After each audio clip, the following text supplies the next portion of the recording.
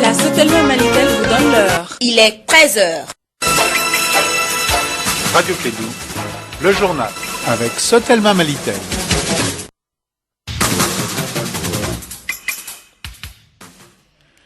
Bonjour à toutes et à tous, il est 13h à Bamako, même heure à Kidal. Bienvenue dans cette édition, la deuxième de Clédou Info. Au sommaire, 14 cas suspects, 6 testés positifs par les laboratoires, mais pas de perte en vie humaine. La situation autour de l'épidémie de la dengue est complètement sous contrôle, affirme le ministre de la Santé qui rassure l'opinion nationale à travers son secrétaire général que vous pourrez suivre dans ce journal. Florence Parly s'est dit confiante dans la coopération militaire entre la France et le Mali pour lutter contre le terrorisme. La ministre française des Armées est en mini-tournée dans le Sahel. Elle a été reçue hier par le président Ibrahim Boubacar Keïta. Nous vous ramenons également dans la ville de Kidal au cours de cette édition pour recueillir les attentes de la population, parmi lesquelles figure en bonne une route digne de ce nom entre Kidal et Gao, mais aussi des banques précises Seriba Konare que vous entendrez. C'est tout pour les titres, les développements avec Astan Jawara.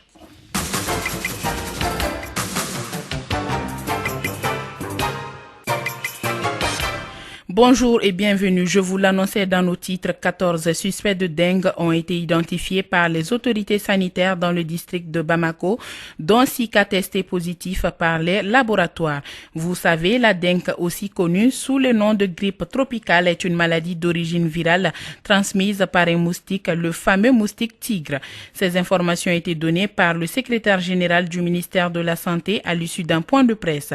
Je vous propose d'écouter Mama Koumaré, des propos recueillis par Fonta Diakité. Ni ɲɛnajɛ ni nisɔndiya in lajɛ de ni ɲɛnajɛ ye min ye kunna wolo mana ɲɛnajɛ ni ɲɛnajɛ ye min ye nisɔndiya min ni balontannaw n'o ye Kwadjo George n'a ka denmisɛnninw ye nisɔndiya min di Mali bɛɛ lajɛlen ma ka kunna wolo min di Mali bɛɛ lajɛlen ma o nisɔndiya de kun de bɛ sen hali bi donc denmisɛnnin dɔw tun bɛ u ni moto kun ka kan u ka contrat la.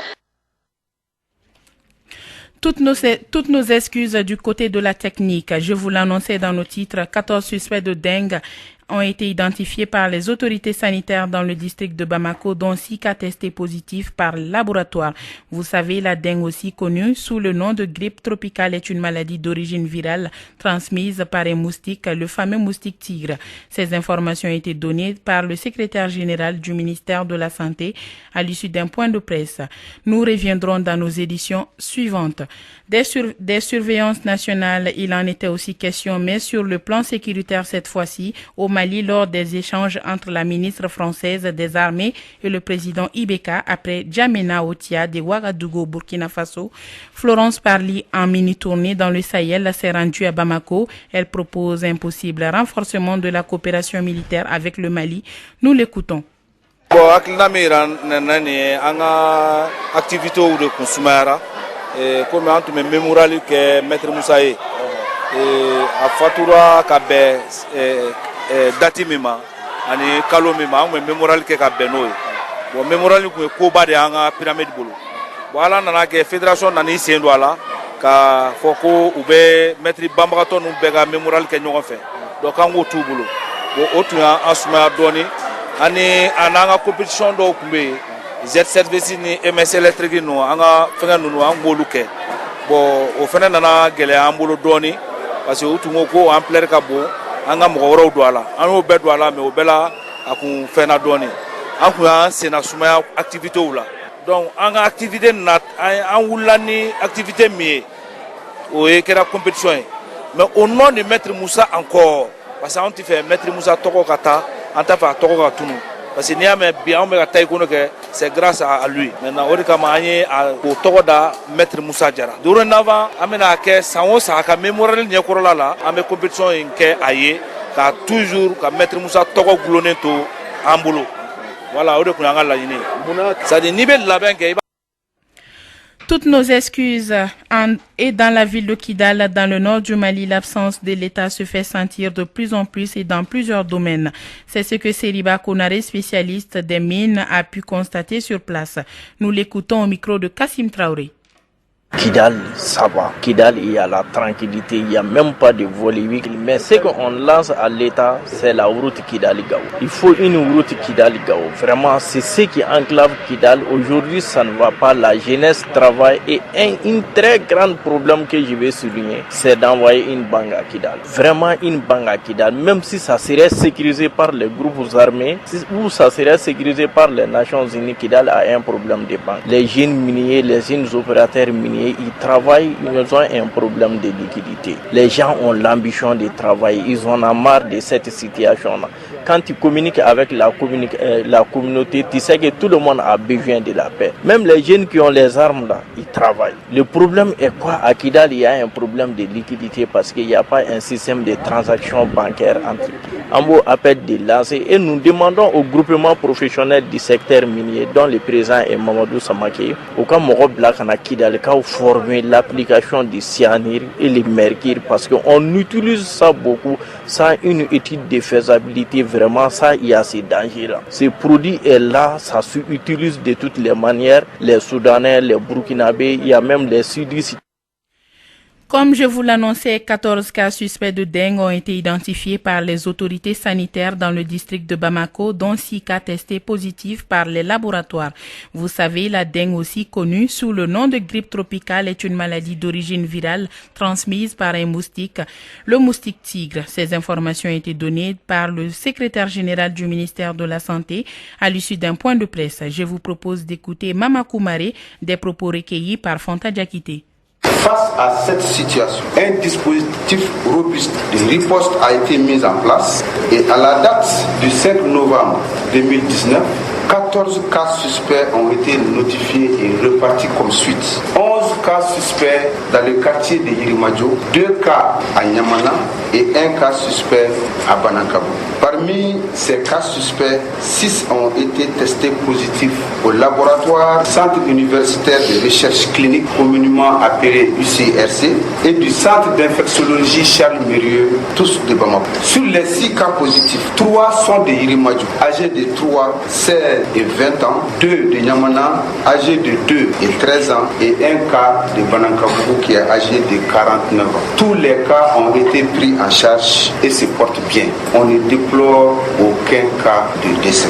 Ainsi, les actions suivantes sont en cours. Il s'agit de l'investigation et la prise en charge des cas, la pulvérisation intra- et extra-domiciliaire dans les localités concernées, l'activation des comités de gestion des épidémies et catastrophes à tous les niveaux du système de santé, le renforcement des capacités du personnel et des stocks des intrants, le renforcement de la surveillance épidémiologique sur toute l'étendue du territoire national. À l'instant, Mama Koumaré, secrétaire général du ministère de la Santé. De surveillance nationale, il en était aussi question, mais sur le plan sécuritaire cette fois-ci au Mali, lors des échanges entre la ministre française des Armées et le président Ibeka. Après Djamena, au Tchad et Ouagadougou, Burkina Faso, Florence Parly, en mini-tournée dans le Sahel, s'est rendue à Bamako. Elle propose un possible renforcement de la coopération militaire avec le Mali. Nous l'écoutons. Les événements récents justifiaient que je me rende au Sahel. Quand je dis des événements récents, je ne parle pas nécessairement des attaques, mais il se trouve que je suis présente sur le territoire malien au moment où le Mali a subi un drame à Indelimane, et j'ai donc tout d'abord présenté mes condoléances au président Keïta.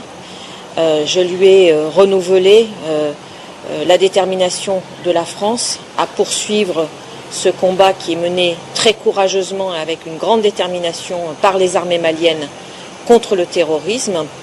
Et je lui ai fait part de notre souhait de pouvoir encore, s'il était possible, renforcer notre appui.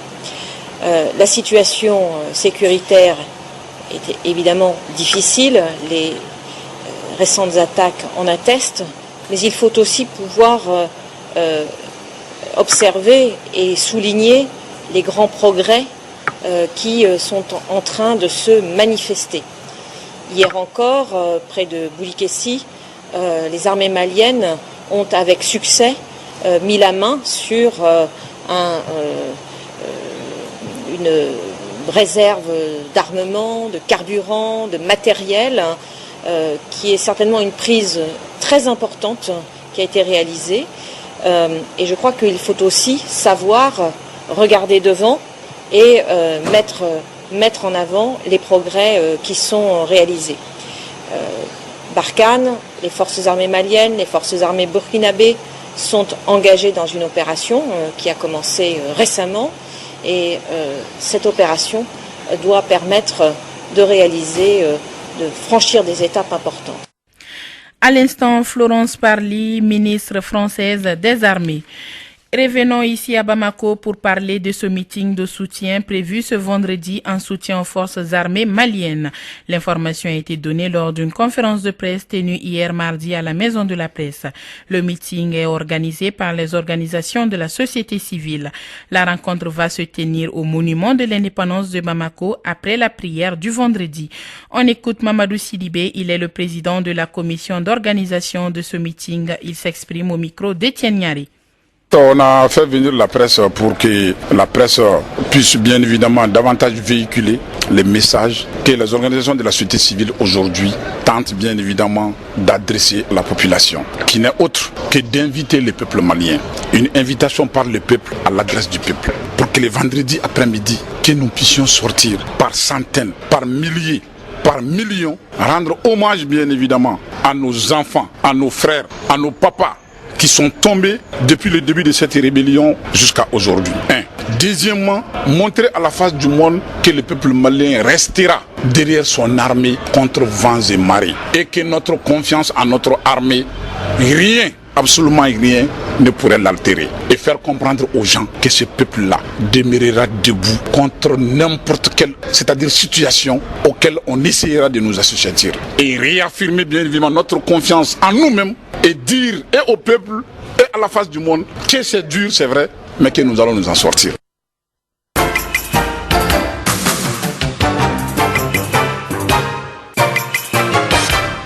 En prélude du lancement de la journée de l'industrialisation de l'Afrique à JIA, une conférence de presse a été organisée hier après-midi au ministère de l'Industrie pour relayer l'information à l'opinion nationale et internationale de la tenue du salon du JIA qui se déroulera du 28 novembre au 1er décembre 2019. Cette 8e édition a pour thème problématique de la zone industrielle et perspectives. L'objectif est de mobiliser les industries maliennes et un grand nombre de sponsors et de participants à prendre part à cet événement. Pour plus de précisions, écoutons Touré Aminatou Abdoul Saleh.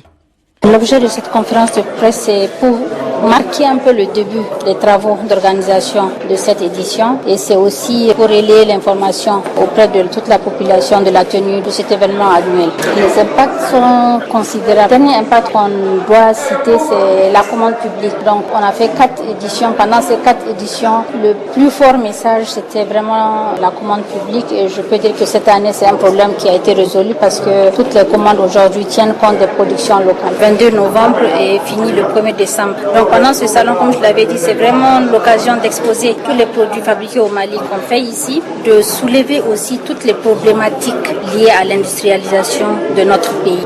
Le thème qui a été retenu cette année, c'est les zones industrielles. Donc c'est vraiment l'occasion de parler de tous les problèmes que les industriels rencontrent et puis de pouvoir trouver des solutions à cela. Chaque jour, c'est un pas de plus. On a essayé de changer les choses. Chaque année, on fait un plaidoyer. L'année dernière, le plaidoyer fort qu'on a eu à faire, c'est le consommé malien. Le consommé malien et j'avoue qu'aujourd'hui, on a eu une solution parce que l'État nous a fait des commandes publiques. À l'instant, Touré Aminatou Abdoul Saleh, présidente d'organisation de la journée de l'industrialisation de l'Afrique. Rencontre de partenariat public-privé pour soutenir le financement des Yelenkene bibliothèques communautaires au Mali. C'était hier dans la salle de conférence du patronat. Yelenkene est un projet d'éducation de l'USAID Mali, SIRA, qui a pour but de renforcer l'apprentissage de la lecture et de l'écriture chez les enfants de la première et deuxième année. Des précisions avec Thelma Guetkai, directrice USAID Mali Sira au micro de Mariam Kamara. On est très satisfait de l'intérêt exprimé par les participants du secteur privé qui sont venus. Le projet d'éducation, c'est primordial pour un pays. C'est le futur du pays qui est en jeu. Et il est très important d'assurer une éducation de qualité pour tous les enfants. Donc la lecture, c'est la base de la réussite scolaire. Nous sommes en train d'investir en collaboration avec le ministère de l'Éducation nationale pour améliorer la qualité de l'enseignement-apprentissage de la lecture-écriture. On tend à ce que les compétences que nous sommes en train de renforcer au niveau du ministère de l'Éducation, que ça soit mis à profit de tout le système. Nous avons travaillé dans 4 régions seulement, Koulikoro, Ségou, Sikasso et le district de Bamako. Mais on espère qu'à la longue, le ministère, en collaboration avec d'autres partenaires, vont s'étendre les réussites et les réalisations de ce projet à d'autres langues et à d'autres régions. À l'instant, Thelma Kelgate, directrice USAID Mali Sira.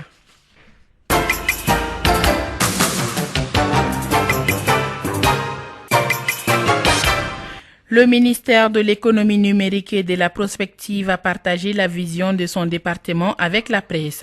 Il s'agit de travailler en étroite collaboration avec les médias pour permettre le suivi en temps réel des différents chantiers de ce ministère, mais aussi de répondre aux préoccupations sociales. C'était lors d'un déjeuner de presse. On en parle avec Mariam Kouyaté. C'est à travers un déjeuner de presse que le ministère de l'économie numérique et de la prospective a partagé la vision de son département avec la presse. Vu que le numérique est en pleine expansion en Afrique et dans le monde, le département envisage de contribuer à son développement durable au Mali. Cheikh Omar Maïga, Ségal. La transition numérique qui sera une réalité, qui est pilotée par la SNTD, qui sera une réalité dès l'année prochaine. L'extension de la couverture téléphonique, la couverture Internet, conformément à l'esprit même de l'accès universel, parce que l'accès universel veut dire quoi? Veut dire que n'importe quel citoyen malien, où qu'il soit, a le droit d'avoir accès à des services de qualité en matière de téléphonie et Internet. Donc, voir ce que nous réalisons, les localités que nous connectons, voir également tout ce que nous faisons en termes de dématérialisation de l'administration qui rentre dans cette dynamique et dans l'optique de rapprocher davantage l'administration des usagers. Vous voyez tout le temps que l'on perd en concerne des papiers administratifs, actes de naissance, certificats de résidence, casier judiciaire, et même dans le travail interne des administrations. Donc on a des grands chantiers comme ça, on a d'autres chantiers beaucoup plus importants parce que nous envisageons l'extension du réseau national de fibres. Dans un pays qui connaît les problèmes sécuritaires comme le nôtre, il y a également un renforcement conséquent du réseau national de vidéosurveillance qui va être réalisé dans Un mot de sport avant de fermer ce journal. La soirée de folie en Ligue des Champions hier nuit. Les Anglais de Chelsea menaient 4-1 à l'heure de jeu face aux Néerlandais de l'Ajax ont finalement rattrapé leur retard. 4-4 score final dans une partie complètement folle. Les Allemands de Dortmund menés à domicile 2-0 par les Italiens de l'Inter Milan ont également renversé la vapeur pour s'imposer 3-2. À suivre ce soir le PSG Bourges, les Parisiens auront l'occasion de se qualifier en cas de victoire face aux Belges. Les hommes de l'Allemagne, Thomas Tuchel, ont engendré 9 points en 3 journées pour 0 but encaissé. Fin de cette édition. Merci de l'avoir suivi. Présentation Astan Diawara, mise en onde Abou Tioté Touré. Juste après votre chronique Elect.